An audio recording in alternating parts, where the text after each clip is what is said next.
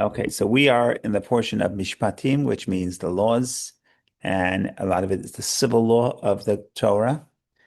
And it's right in continuation to last week, which is the story of the giving of the Torah of the Ten Commandments. And after the Torah was given, Moses remains on the mountain for set 40 days. And that's where God teaches in the Torah. Amongst those laws are the laws put out in this week's Parsha. Just to talk about this for 1 minute, the end of the parsha is goes back to seems to be going back to the story of the giving of the Torah. So there are different interpretations what that means. For the time being, we're going to speak. We're going to the straightforward interpretation is that it's a retelling of the story of the giving of the Torah from another angle. So if that's the way you're reading it, you have the giving of the Ten Commandments last week, preparation for the giving of the Torah, the Ten Commandments last week.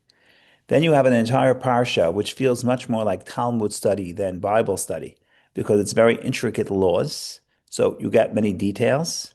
And then in the seventh reading of this parsha, we come back to describe the Jewish people's preparation for the giving of the Torah. So the giving of the Torah is sort of divided, and sandwiched in between is the civil law or the specific laws. And if you think about it, that's obviously there's a question is why do we wait till much later to give us some of the information about the giving of the Torah? So this is just sort of format.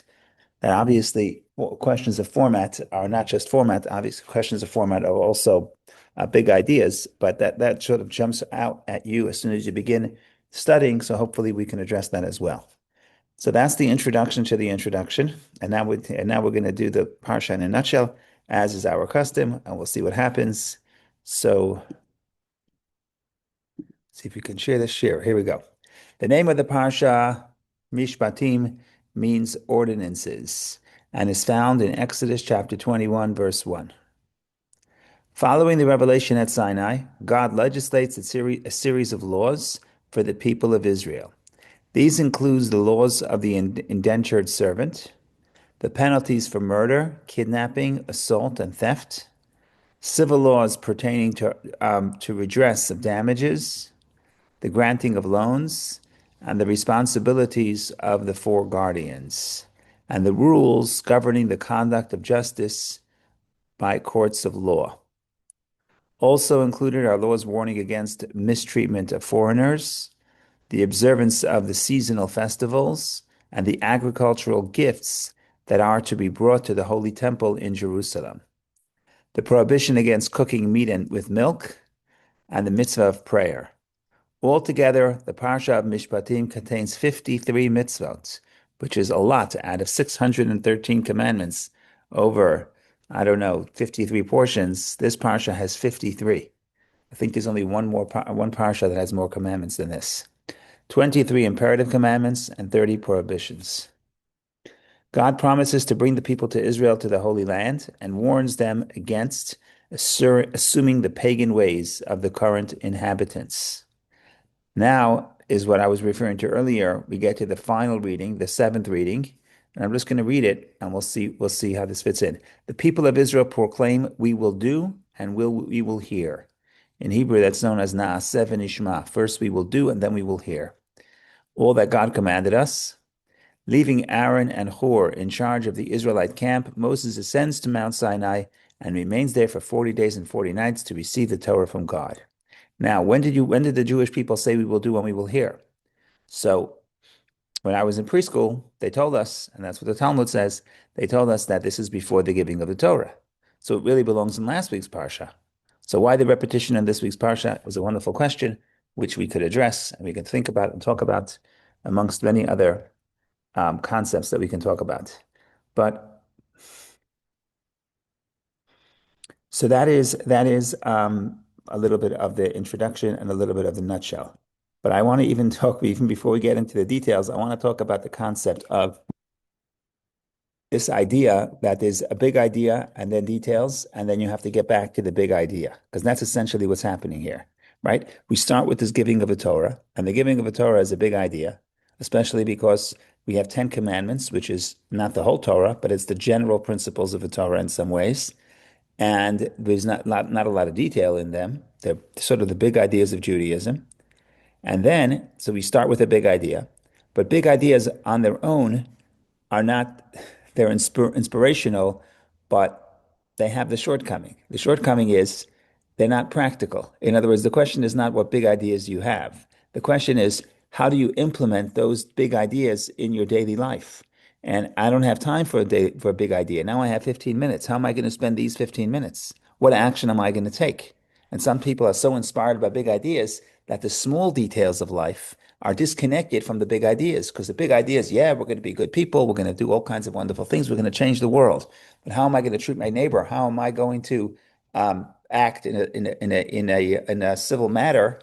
That's sort of in my mind disconnected from the big idea because it's a detail, and details are not that important, or so people tend to think. So you have the big idea, that's the giving of the Torah, and then you have the implementation. And the implementation is critical. And without the implementation, the big idea is almost meaningless. I say, I love you. Okay, but what are you going to do about it? Oh, nothing, because what am I going to do? Buy you a flower? That doesn't express the intensity of the love, right? I have a big idea, but but I'm not going to express it in a specific finite way. It doesn't feel like this piece of flour, this chocolate, or calling you up and saying, how are you? It doesn't feel like this is able to capture the full intensity of the big idea. So I don't do it at all, right? So the question is not what, so the one question is, what is my big idea? What are my big values? And but the next step, and maybe just as important, is the question of how do I apply it to daily life? And that's where a lot of the excitement of the big idea dissipates. And it's not as dramatic. Small decisions, small things. And those decisions is what this parsha is talking about. So it's important to have big ideas, but it's even more important to apply them in specific tasks and steps that seem very small and seem like each one on their own is not important, but it's part of the bigger idea. And then you have to do what this parsha does. You have to come back to the big idea because you have to realize that the details that you're doing, it's not just details, it's part of a larger story. And the larger story is the inspiration from Sinai, God giving us the Torah. God is teaching us how to live. This is a relationship with God. So you start with a big idea, you implement it into details. But the problem with details are that sometimes when you're in the details, you don't sense the big idea. So then the next step is to realize that the details move from the details to the big idea. So the pattern is called general, specific, general. You start with a general idea, you move to the specific, and then you move to the general again. And there's halachic terms because in the Torah there is a time. Sometimes the Torah says something, says a general principle, brings an example, then brings a general principle again. So why does it have to do all those? So there's halachic rules of how to expound the Torah when it does so, because sometimes it just says general rule, detail, sometimes detail, then general rule, but sometimes general rule, detail, general rule. And each one has their own ways of applying it. But in the Kabbalah, you also have that. You have the idea that you have, let's say, for example, Chachma, the vision. The vision is the big idea. And then you have the implementation, which is Bina, which is details, which is specifics. And each one, obviously, just having a vision is not going to help you. You have to have a vision, but you also have to implement the vision. The problem with implementation is that when you're doing specific tasks, it's very hard to maintain and to capture the excitement because the excitement comes from the vision. I have this vision of what do I want to achieve. I want to raise my children. Okay, but what am I doing right now? I'm putting away toys. Picking away toys is not inspiring. Raising children is inspiring. That's a big idea. The big ideas have the energy, the language of the Kabbalah. In Chachma, in wisdom, you have the light, you have the passion, you have the energy. The details, once you start breaking it down into details, a lot of the energy dissipates. So you have to realize that, not you have to, the exercise is to realize that once you go from big idea to details, then you have to go back to the big idea. Remind yourself and see that this specific act that I'm doing is part of a greater story, part of a greater relationship, part of the giving of the Torah. So that's why you start with general rule, you go to detail, you go back to general rule, klal upratu klal. That's exactly what happened in this week's parsha. In other words, in the last two parshas, we start with the Ten Commandments, we start with the revelation, we go to the nitty-gritty of the law. There isn't a parsha gets as specific to the specific minutia of law, the way you will find in the Mishnah and the Talmud as this week's parsha. It's very specific because, again, big ideas are meaningless unless they're implemented. And implementation is breaking things down into details. But then the danger is that you lose the excitement, you lose the passion, you lose the vision. I start a company, I have this vision, I do, the tasks are boring, I lose interest because I don't see the vision. Then you have to go from the details back to the vision. And that's why we start with the giving of a Torah, we go to the law, and then we go again to the specific laws, and then we go again to the question of to this description of the giving of the Torah. So that's the pattern of this week's parsha. There are a lot more things to say about this, about how the end, why we take a break and go back to the giving of a Torah. I just don't know if you want more interested in big ideas or details, because this parsha has some big ideas, has details. So I'm not even sure if I should start with the big idea, then go to the details, or go straight to the details, or maybe start with the big idea, then some details, then again a big idea. Who knows? That's the question. Okay. In the meantime, let's see what we'll start with.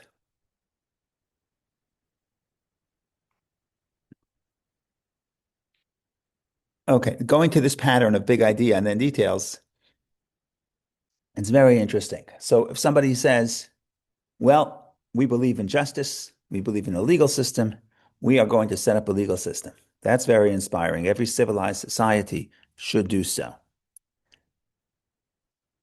What's interesting is that the first laws that the Torah tells us about is laws that are here to protect the weakest members of society.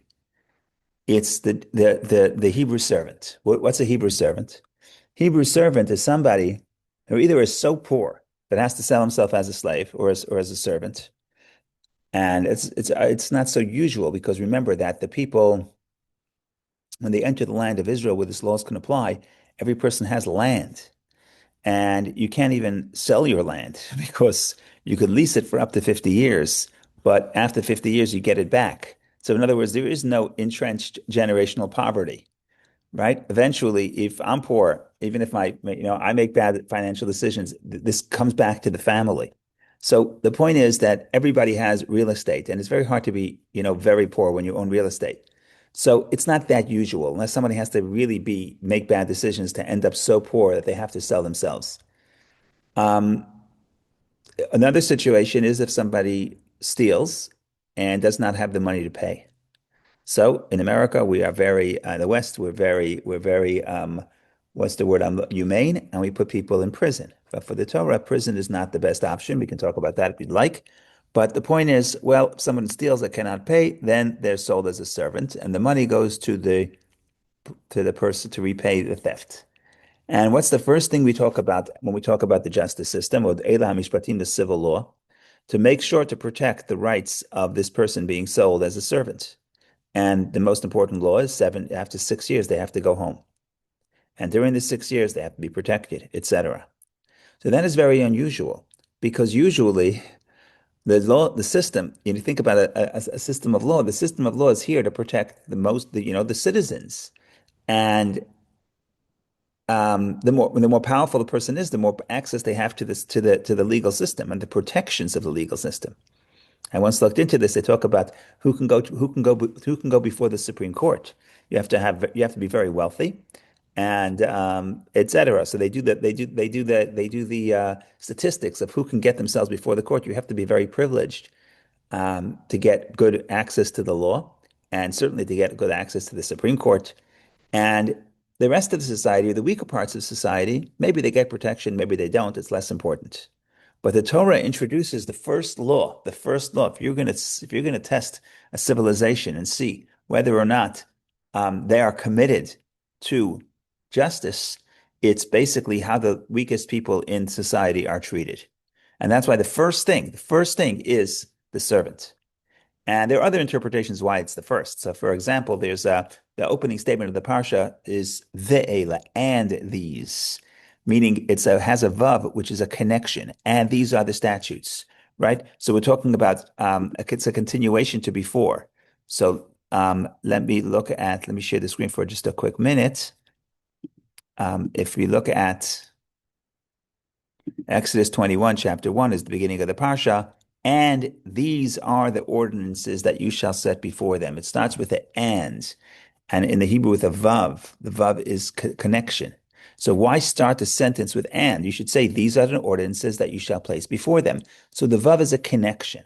So Rashi says, well, it's a connection because to tell you that all these civil laws also, even though they're logical, and you could say maybe Moshe, maybe the people can come up with laws on their own how to self-govern. It's not like it's religious law, it's civil law. No, nevertheless, we say it's continuation to before, that the civil law is also from Sinai. Civil law also comes from Hashem.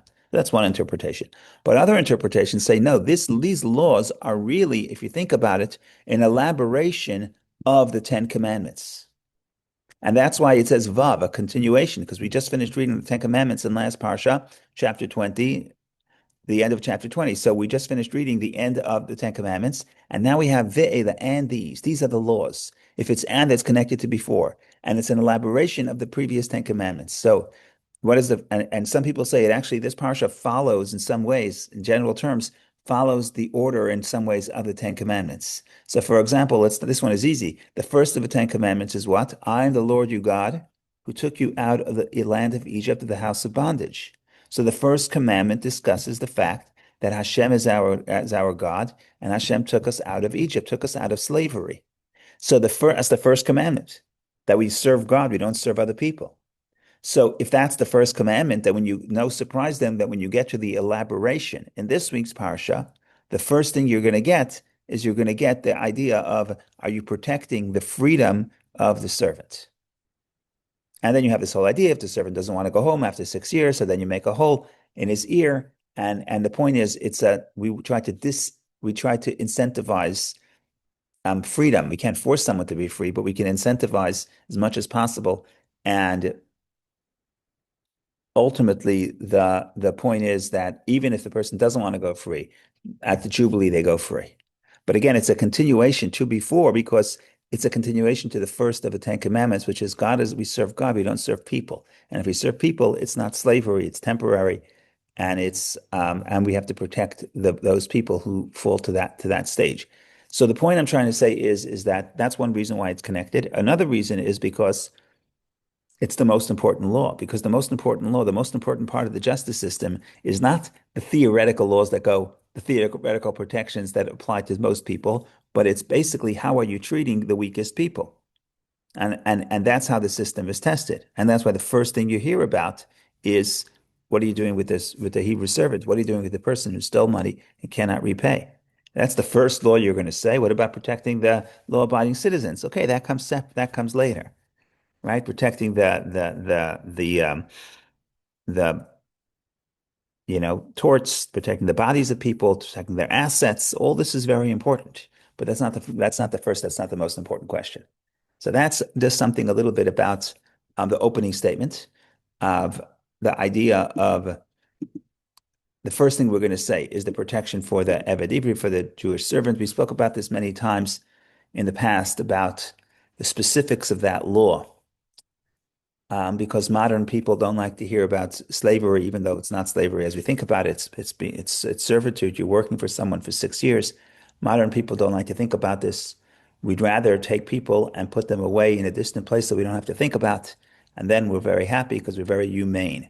But if you think about it, what's really happening here is, if somebody needs rehabilitation, and the justice system should be a rehabilitation. I know it's not. I know they call themselves corrections, but they're not. But that's another story. But what do you do for somebody who really needs rehabilitation? So putting them with other criminals together is not going to help their rehabilitation. In fact, it may make it worse. If you really want to rehabilitate somebody, you have to bring them in, somebody who again falls down to either poverty, which is bad choices, or somebody who either falls to theft, which is bad moral choices. So you want to bring them back to civilization. You have to bring them into a place where they could see and be part of, be embraced by healthy and successful people. And in some ways, that's exactly what's happening here with the first law, is that they would sell the Hebrew servant to a Hebrew family, and they would take the person in, and that's how the person was rehabilitated. And the proof that that rehabilitation worked and the person was treated with dignity, etc., is that now there's a different concern. The different concern is that the person is being treated so well he doesn't want to leave. That's a separate problem. So now we have to run into the problem. What are we going to do if he wants to stay? Okay, so we have to come up with regulation to incentivize him to leave. But you just see that this is the system the Torah is getting. And in general, so today these laws don't apply because we don't have the temple and we don't have the jubilee. But there is a tendency that when there's some moral problem to say, what do they call it? They call it not in my backyard, right? So as long as I'm not dealing with it, somebody else will deal with it. That's I'm happy. But here the Torah is telling us if there's a moral problem, you should be the one if you can. In other words, the solution is not to separate the problem and everybody should look the other way. The solution is to say, who could we bring the person into society and help integrate the person in society? And that's how we get justice, and that's how we get rehabilitation. Go ahead, Vicky, please. Thank you, Rabbi. So that's a beautiful idea, kind of contrast what was the state of the slavery in Egypt and the slave, as they call it, in Mishpatim. So I was just wondering if maybe it's semantics. Is it the same word? Because the first slavery was the goal was to exploit the people, and they got their totally different ways. They just Yeah. So in Hebrew, there's no separate words for different degrees of slavery. The word is avdut, eved, which means service. So it means servant. We're servant. In this week's parsha, the Torah says, God says we're servants of God, right? So in other words, servant. The servant is a spectrum. Sometimes someone asks you to do something for them, and it's a help. You ask someone to do something for you, and that's opportunity, right? You hire an intern. The intern wants to serve, right? It's not the same service as slavery, of course, but in Hebrew it's the same word. So you have to be very careful before you make a judgment about what we're talking about, before you look at the details and look at the contexts. But yeah, it's one word. It's not different words. So slavery is probably the Jewish slave is not the accurate translation. Servant maybe, but even servant is probably not perfect. But that's what we have to deal with. yeah, it's translated as bondsman in Bondsman. No idea what that means, but okay. Also probably also not. yeah. Eved is servant. Eved is servant. The root is lavod. It's to serve, is to work. That's what it is. A worker is a oved, even in modern Hebrew. A worker, an employee is an oved. So it's a very generic word and it's a very general word. Yeah. So here it actually depends on the context. Correct. Correct. Correct.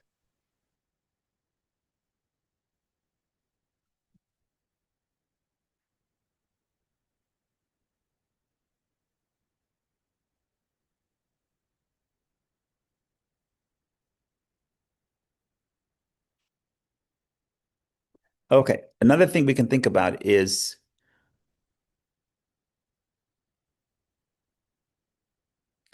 in a way, in the Torah, when you hear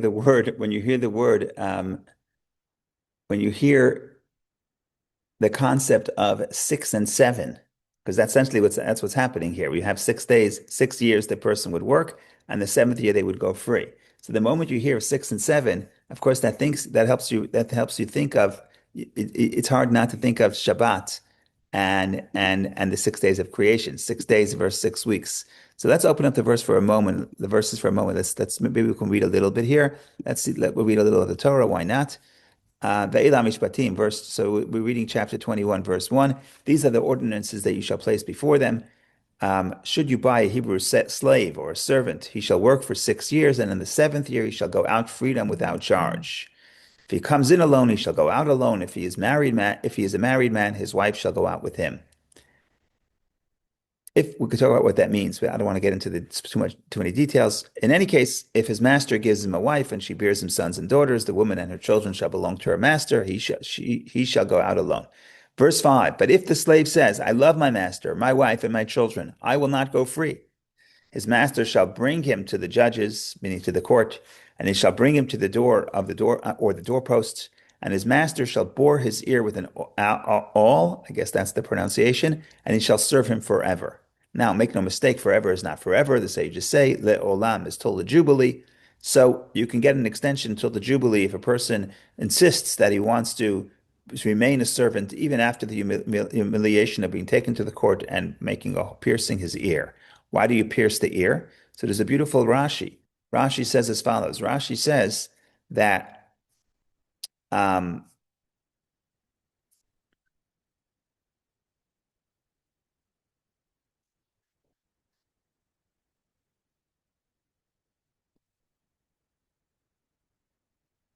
I'm going to the Rashi in verse number 6. It's a long Rashi. I'm going to skip a little bit. Um, right here. What now? Why was the ear chosen? Why was the ear chosen to be bored out of all the organs of the body? Rabbi Yochanan ben Zakkai said, "The ear that heard at Mount Sinai, you shall not steal, and then went and stole, shall be bored."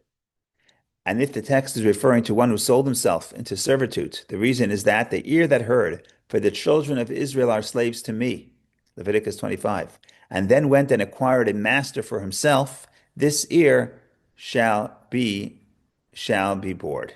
So that's what we're saying. It's saying that the ear, when you say make up pierce his ear, it's not just any just what's the nature of it's not just humiliation that this person wants to remain a servant.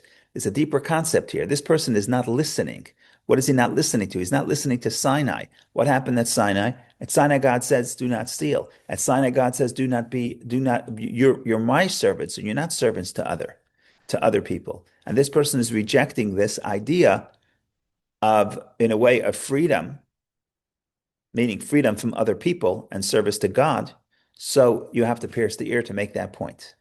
So there's a lot to think about, but I just want to say one beautiful interpretation that the Rebbe once shared, and that goes like this. What is Rashi telling you? Rashi is telling you that this person, you have to pierce the ear. Why they pierce the ear? Because they didn't listen to God.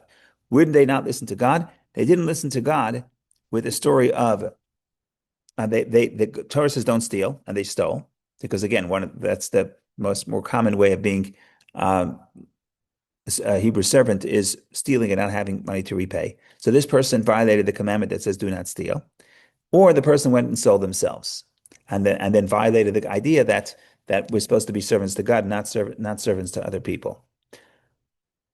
But if you think about this, then you have to ask yourself, when did the violation happen? As soon as they stole, or as soon as they sell themselves, they should get their ear pierced. But that's not what happens. They only get their ear pierced 6 years later. If they work for 6 years, and then it's the seventh year, and then it's time to go free, and then they don't want to go free, then you pierce their ear. And you say, oh, because 6 years ago you didn't listen to God. If I didn't listen to God 6 years ago, why didn't you pierce my ear 6 years ago? You see the problem? We're billing them for we're piercing the ear because they didn't listen to God. They stole and they sold themselves. But that was 6 years ago. Now you're making the hole only when they want to remain, and not when the original time that they stole. So here's a very beautiful interpretation. The interpretation is, so just because someone steals, it doesn't mean they don't care about they're indifferent to God's commandment. Because maybe they need the money, maybe they're pressed, maybe they're hungry. So you can't judge somebody when they're under that degree of pressure. I'm not saying you should excuse them. Use a punishment, they have to repay. But I'm just saying you cannot say that they're indifferent to the word of God when they're under that degree of pressure. So they need money, so they steal or they sell themselves. They have no money, they're selling themselves. Okay, it's not a good thing, but you cannot say that they're indifferent. But 6 years later, now, if I only tolerated the slavery because I had no choice, then the second I have an opportunity to leave, I would be happy to leave, anxious to leave. The fact that I'm not anxious to leave is proof that the idea of freedom is not so precious to me. That the idea of not violating God's commandment of not to steal is not so precious to me. Therefore, I don't mind the shame, quote unquote, of being here because I stole. So in other words, the idea is that you have to be careful. In other words, you have to be sensitive to people and say you can't just because they commit a crime. It doesn't mean that the system is not precious to them. It means they have certain pressures, and you have to take that into account. But if that's the case, then the moment they could change the circumstance, they have to be anxious to. And if they don't, and that's telling that 6 years ago, I didn't just steal because I was hungry or because of pressure, because I was not so careful to begin with. So that's an interesting psychological perspective, and then more of a spiritual perspective is that if you think about this again, like I say, the moment you say 6 years you should work and the seventh year go free. So in the spiritual sense, you have the 6 days of the week when we're quote unquote enslaved, we're service, we're working in the physical world, and comes Shabbat, And Shabbat was supposed to be free from the material concerns. Shabbat is a time for spirituality. Shabbat is a time to connect to Hashem. But if a person doesn't want to separate themselves from their material concerns in Shabbat and focus on holiness, essentially what they're saying is God gives you a chance once a week that you don't have to worry about materialism, and God gives you a chance for liberty, spiritual liberty, on the seventh day. But I don't want it. I love my concerns. I love going to work. It keeps me busy. It gives me a sense of identity, etc., etc. I love being a slave. I love working. I'm a workaholic. So then we have to deal with it. But you see that the concern that there's somebody who, yes, we look at who would want to be a slave. It's not so simple. Many people. In other words, if you apply it to the spiritual sense, it's not so easy to say, I'm stopping everything. I have the opportunity to be free, not to worry. All the worries are going to wait. I guarantee you, if you come back to your office on Monday morning, all the worries are still going to be there. Nothing is going to happen. You don't have to worry about it. But now you have an opportunity for freedom. So the message, the spiritual message of this parsha is embrace the freedom. Don't be the fool. Don't be the person who says, I love my master. I want to stay enslaved.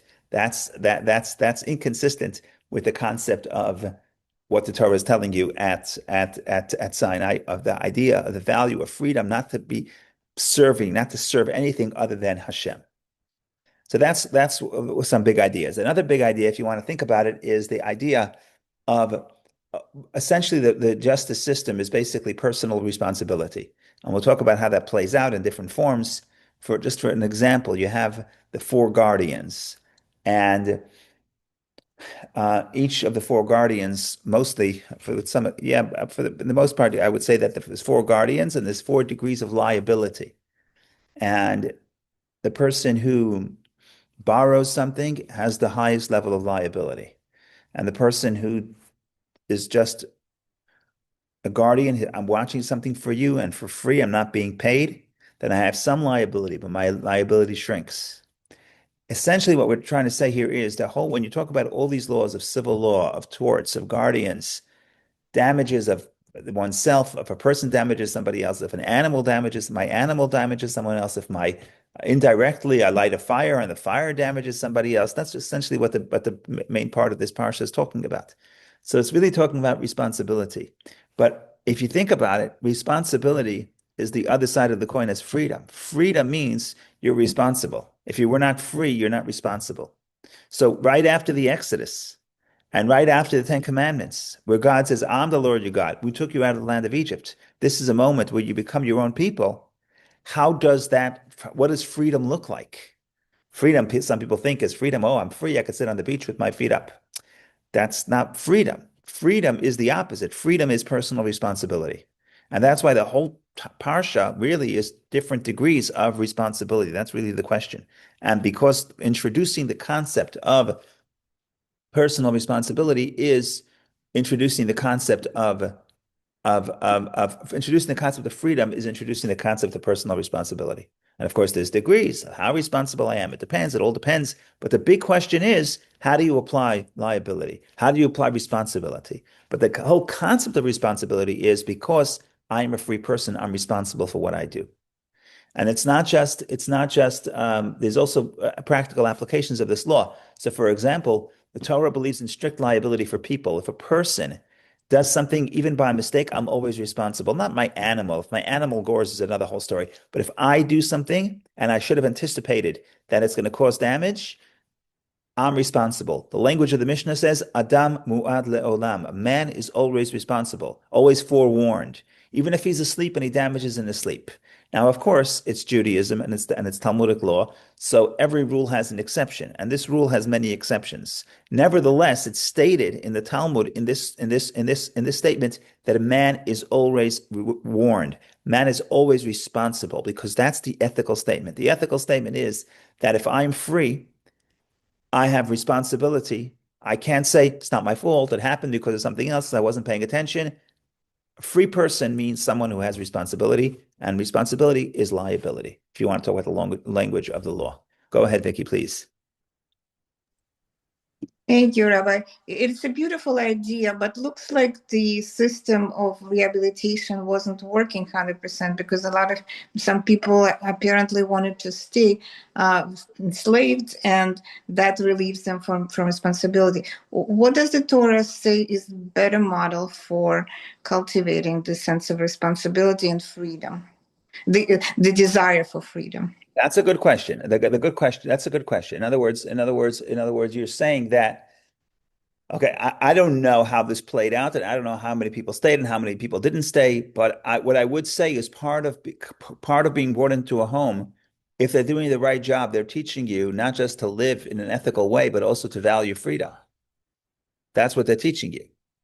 And if they're not, then either you're not paying attention, and they again, but not they adopted you for 6 years. Think about the scenario. A person is so poor, the family takes him in and they say, you know what, we'll serve you dinner, we'll take care of you, we'll pay you in a lump sum for 6 years, but you'll work for us for 6 years. But working for us means you have a place to sleep and you have a place to eat. And the Talmud has all kinds of laws that you have to treat your servant more, you have to treat your servant just like you treat yourself. Whatever dish you eat yourself, you have to give your servant. In fact, the Talmud says anyone who purchases, quote unquote, purchases a Hebrew servant is actually like purchasing a master, right? It's like people talk about the first time you hire a secretary, you're so busy trying to find work for her and you can't do any of your own work, right? You hire someone, meanwhile, you're busy taking care of them. So essentially, that's what's happening. So now you took care of this guy for 6 years. Now he says, I want to stay. What are you going to say? Get out, go live in the streets? So you have to be, there's a balance here between saying you must leave. Now, sometimes you do. Jubilee, you're out the door. Now, Jubilee is not 50 years. Jubilee could be 10 years away or 5 years away because Jubilee is a set year. The 7 years is not set, but the Jubilee is a set year. So, and it comes to a certain point, you have to kick everybody out of your house. Everyone goes home. Remember, who's it going home? He's going home to his own real estate, right? He has a portion of land that he should now go plow and plant, right? So it's hard to tell because this is a system that only works when all the components. When the Jubilee doesn't apply and you don't get your land back, then you can't be sold as a slave. You see what I'm saying? The whole system only works when it's complete. Otherwise, it's just going to be manipulated. It could be have negative consequences. But the point here is yeah, that's what we're doing. No system is perfect, but what we see here is the people who are the weakest in society and the people who steal and the people who are so poor. What are we saying? Bring them back into a home, rehabilitate them, treat them in a way that they'll want to stay, but also treat them the value of freedom, right? Absolutely. Absolutely, because that's probably was created, the piercing was created as a backdoor, but Yeah. one of the responsibilities of the master to teach them the love of freedom. I'm just laughing. It's your kids. Your kids, what do you do with your kids? Your kids, you raise them to the point that you hope that they'll want to come back, but you're happy when they don't, right? Because if they stay, if they stay too long, you're like, okay, time for you to go. But you do want them to feel like if they want to come back, you can come back. So this description is sort of you make them feel so comfortable that they want to stay, but they want tempted to stay, but they actually leave. So essentially that I think that's what's happening.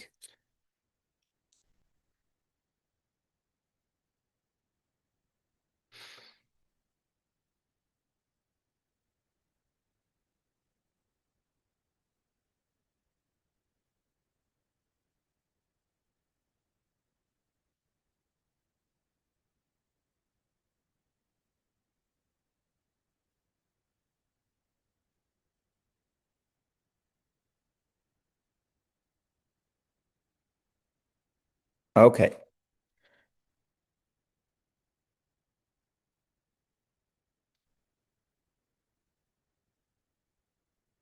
So one of the very famous laws that what the thesis is like this. The point is that the Torah gives a civil law, and the civil law gets very detailed, and it's here to negotiate how people should live because that's what you need. Again, we started with the big ideas, but big ideas are meaningless unless they're implemented. And to implement them, you need specifics. So what are the specifics? So you have all kinds of different scenarios. Generally speaking, we talked about the laws of the laws of the servants. We have laws of damages, which is a big deal, laws of torts, and we also have guardians. Now, guardians is a big deal. I mentioned the different degrees of liability. But guardians is a big deal. If you think about it in a society where it's not like you have valuables, so you just go to the safe deposit box and you put your valuables there, or if you have money, you can put the money in the bank and hopefully you're protected. At least the government thinks you are, says you are, so you're as protected as the U.S. government, which is okay. I'm not not telling you whether or not you should buy Bitcoin, but the point is you have some degrees of security. But if you're living in the ancient world, in agricultural society, there are no banks. You have it's a very tricky business. It's for somebody to if you don't have someone to protect you and guard your valuables, then you're in prison. You can't go to work. You can't do anything. So the notion that guardians and baileys or guardians is an important part of the law for us is a little bit strange, but in the ancient world, I think it was much more common than we think now. But the point is as follows. The point is that so you have the law, or what you call the body of the law, and the specifics of the laws in every single case, and these cases are spelled out spelled out in some detail in the actual text, but also elaborated much more in the Mishnah and the Talmud.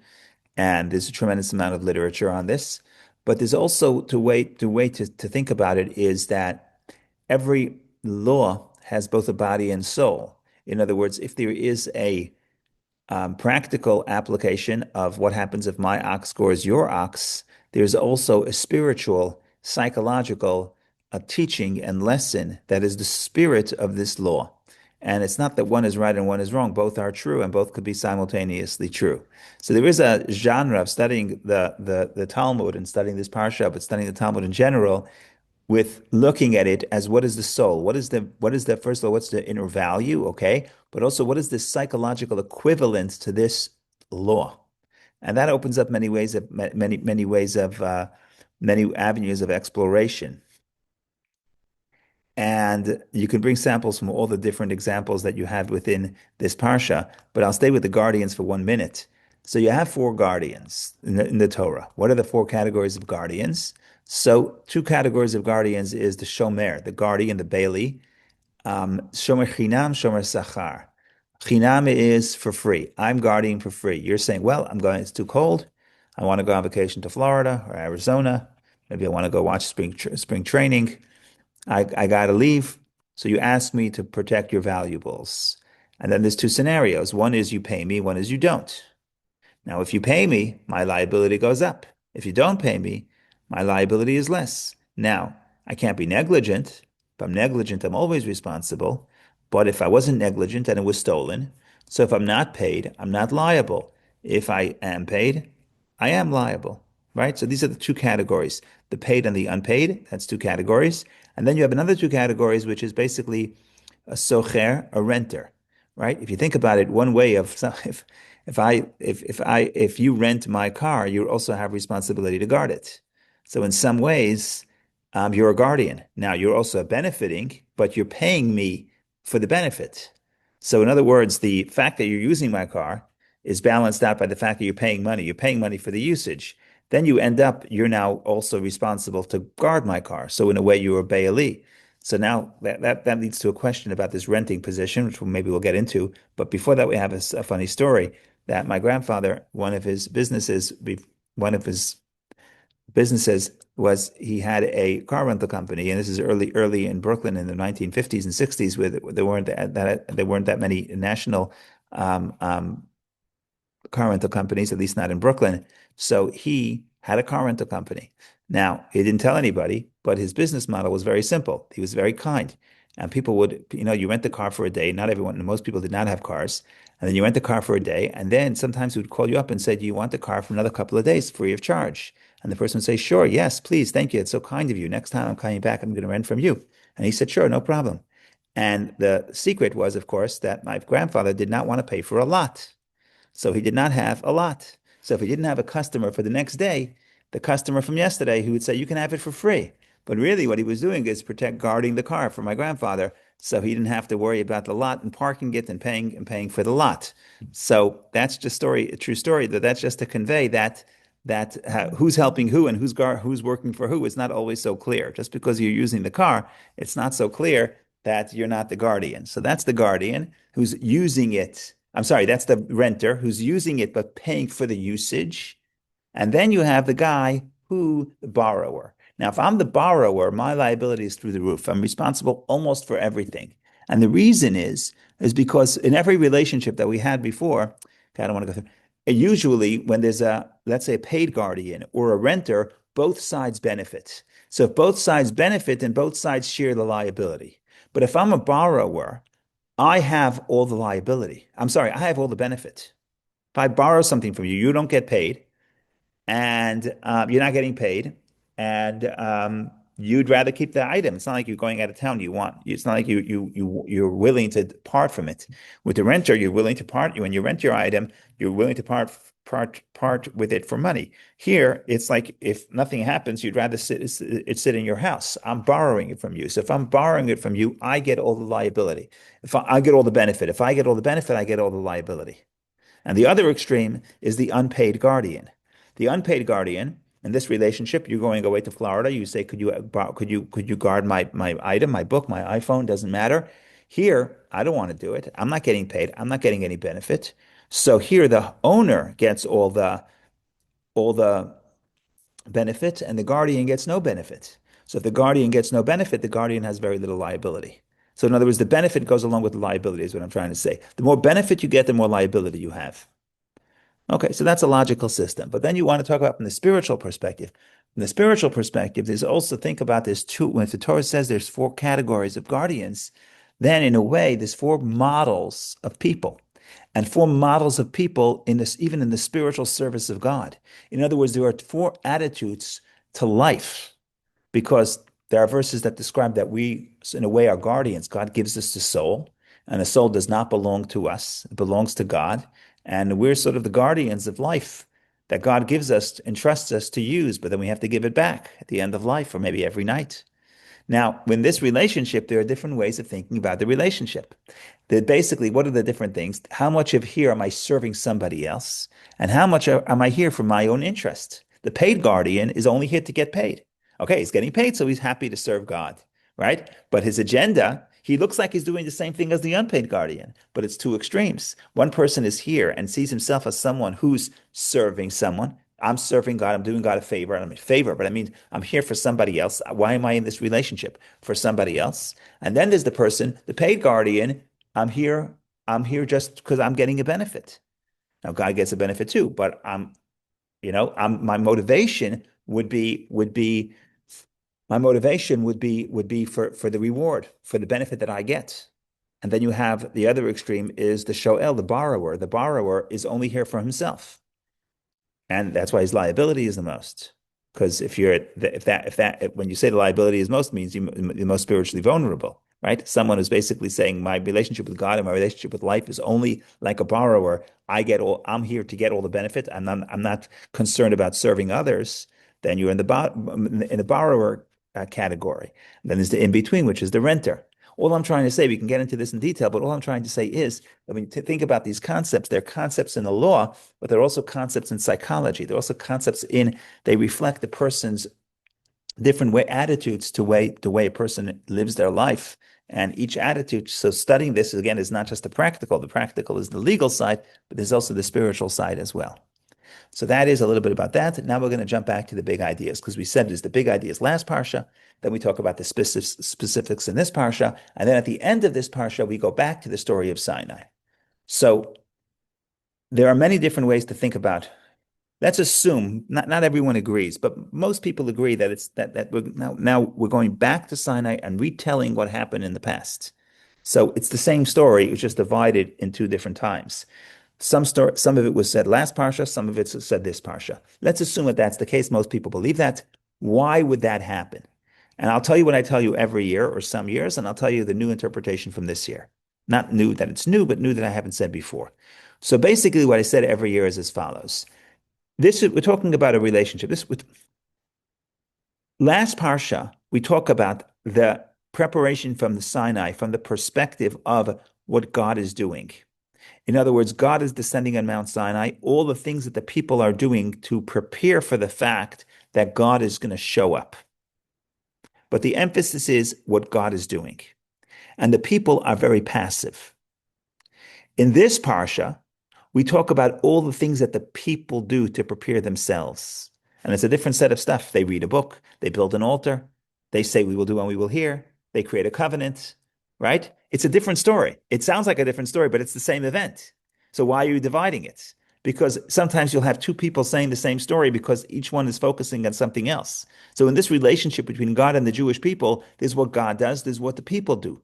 And it's separated to emphasize that there's two separate things happening. God is descending and God is doing his part and we're doing our part. And it could be divided into two separate stories because each one emphasizes a different thing. Imagine you go bride and groom, get married. 50 years later, the kids come around, they say, tell us about your wedding. And it's possible, not for sure, but it's possible. Today's a video, they show the video. Before there were videos, it's possible that they're each going to tell you a different story. Were you not at the same wedding? We were at the same wedding. But this guy's saying it from his perspective, she's saying it from her perspective, right? It's very likely. Now, if you put them all together, you're not going to realize that. So we want to show that there's a radical thing happening here. There's two different cultures coming together, especially true in two different cultures. If two different cultures are coming together, then they're going to see different things. What sticks out to them is two different things. So now we're meeting between God and the people. There's two cultures coming together. You cannot tell the story in one continuum. You have to give perspective for the fact that God is showing up and what are the people doing, two separate events. Give each story its own attention. Therefore, you divide the two. That's what I said last year. This year, I'm going to say something. That's what I said in the past years. This year, I'm going to say something else. But first, I'm going to show it to you in the verses. Similar thing. Both are true. Both happen simultaneously. But this is something that you cannot say together because basically the emotions are so extreme. And basically what I'm trying to say is when you read the description of last week of the giving of a Torah, you come up with one set of emotions. And when you read this week, you come up with a completely different set of emotions, completely different emotion. And the answer is they had this two extreme emotions at the same time. But usually you cannot feel two extreme emotions at the same time. So therefore, the Torah separates the two to give each one the proper attention and then says, you know something, at Sinai we had both. So this is all setting it up. I have about 4 minutes left. I think I can do it in 4 minutes, hopefully, with God's help. So let's see. Let's pull out some of the verses here and we'll be in business.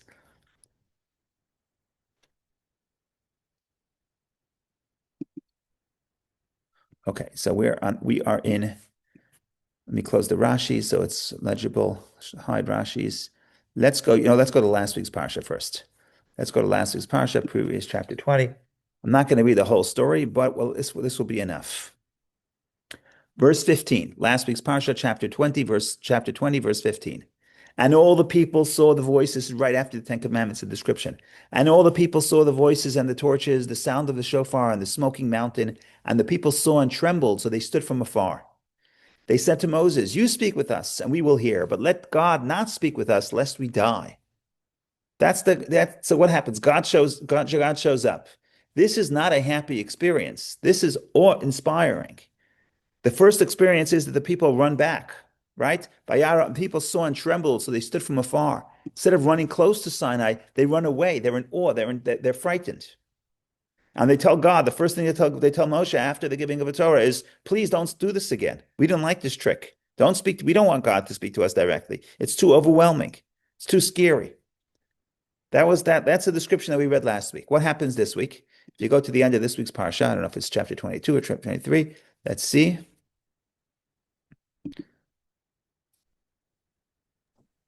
24. 24. Yep. 24. Okay. And here we have the preparation again, chapter 24, verse 1. They're coming, they're going, they're building altars, they're making a covenant, all nice things.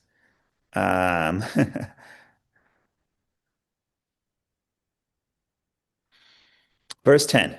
It's a very interesting verse. We talked about this in past years. It's very cryptic, but it's a description of a vision. So this is the vision. This is what they see when they see God, whatever that means. So let's see verse 10. Very interesting verse. And they perceived the God of Israel. And beneath his feet was like the forming of a sapphire brick, and like the appearance for the heavens for clarity. We could talk about that verse, but I don't want to talk about that verse. We could talk about it, but I don't want to talk about it right now. It's distracting. The bottom line is this revelation here. They see the God of Israel. That's a very powerful verse. And upon the nobles of the children of Israel, he did not lay his hands, whatever that means. And they perceived God, and they ate, and they drank. This is a different description. They see God, so what do? You pop out the champagne, and they're making a party. And that's what it means that the nobles of the children of Israel did not lay his hand. Rashi says they weren't punished for eating and drinking when they're experiencing this revelation. That's one interpretation. The point here is here you have two different descriptions of the giving of the Torah. One is God speaks to them and they're shaking and they run away and they say, God, please, never. You tell Moshe, we never want to hear from God directly again. This has been too overwhelming. In other words, there's a tremendous amount of awe / respect, but here it's much more awe than respect. And then you read the next parasha, you talk about the people's preparation, it's the angle of the people, and all of a sudden you read a different description, at least some of them, and you see they see the God of Israel, and they're not overwhelmed, they're not running away. What do? They're making a party, they're making a wedding. In a way, it's much more a feeling of closeness and love. So you have distance / awe / respect, and then you have love and happiness and closeness. And these two come together because what happens is the way Maimonides explains it, when you're far from God, you yearn to come close. What happens when you come close? When you come too close, you're overwhelmed. So you keep going back and forth with Hashem, right? So you have this sense, the closer you come, the more you realize how insignificant we are before God and how awe-inspiring God is. So these things work together. And so love is closeness. When I'm distant, I'm too far. I don't sense anything. But if I come close, the closer I become, and then I'm pushed back because I'm in awe of the closeness. But in a way, what's happening here is that the experience of coming close to God, in a way, there is both awe and there's love. There's a sense that I belong and I'm important in the eyes of God. And then there's a sense that I'm insignificant compared to his infinity. And the question is, what feeling do we have before when we come to God? And the answer is both. But you can't say both in the same sentence because they're contradictory. Only the human heart can contain these contradictions, but you can't speak it. It makes no sense. You can't say I feel close and I feel distant at the same time. You can't say I'm in love and I'm in awe at the same time. So what we do is we divide the story into two. Because if we're going to say that people saw the thing and they trembled and they ate pastrami sandwiches, so you're not paying attention to each of those extreme feelings. Last week's parsha, you don't say anything about the eating and the drinking, and about the happiness, and about the feeling of closeness. All you hear is about the awe and the respect and the feeling of insignificance, because you have to give attention, you have to pay attention to that feeling. And then this week's parsha, we could say, by the way, there's also another feeling, and the other feeling is joy, closeness. I feel important in the eyes of God. I feel like God comes to speak to me. He's not trying to overwhelm me. He's trying to speak to me. He's trying to communicate with me. He's trying to have a relationship with me. That itself is also awe-inspiring. Someone so great is coming to me. So both of these emotions are true. Both of these emotions are true, but you have to put each one in its own parsha to give each one its respect. Otherwise, you miss the whole point. Both are true. Both are extreme. We're experiencing two extreme emotions at the same time. So this is true for Sinai, but in a way it's true for our relationship with God in general, but also in any relationship that has to be an element of love, of wanting to become close and wanting to become one. On the other hand, it's also the distance. Respect is the other angle of love. The Zohar says you need two wings. You need just like a bird cannot fly with one wing. A person has any relationship. The emotions have to have two wings: love and respect. Because love is I want to be one with you. But part of that may mean that if I'm one with you, you're one with me. And if you're one with me, you're not necessarily entitled to your own perspective, right? So respect is the opposite. Respect is recognizing the distance between the two. And every relationship with God, but also every relationship has to have both these elements, both the love and the respect. And that's the two stories that we read last week and this week. Thank you all for joining. Sorry for going over time. This has been a lot of fun. Go ahead, Vicky, please. Oh, thank you, Rabbi. Beautiful idea. Does it have anything to do with we experience closeness after we learn the laws? In a way, yes, that's a good point. In a way, yes. In a way, closeness, Torah is you internalizing the wisdom of God. That's beautiful. That is very beautiful. I'm going to write that down for my future. I'm going to write that down. That's very nice. When we're going to put out a book about all our ideas that we discussed and we uncovered throughout the years, I also write down the ideas that you bring to the table. So that idea is going to go in there. You're basically saying like this: your sense, you come close to God, you're overwhelmed. If you study, if you internalize, and like the Tanya describes how wisdom of Torah, once you grasp the wisdom of Torah, you're grasping the divine wisdom. That creates the closeness, and then you could